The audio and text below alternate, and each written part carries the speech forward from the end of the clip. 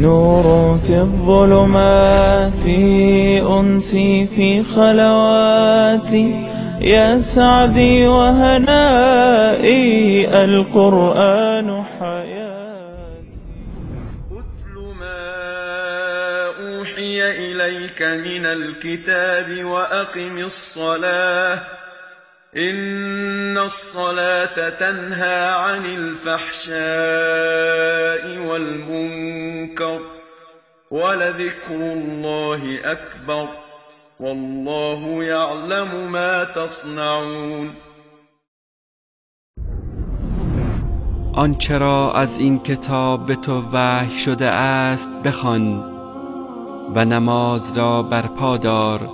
یقیناً نماز از کارهای زشت و ناپسند باز می دارد و همانا ذکر الله بالاتر و بزرگتر است و الله آنچه را انجام می دهید می داند. نور في الظلمات أنسي في خلواتي، يا سعدي وهنائي القرآن حياتي.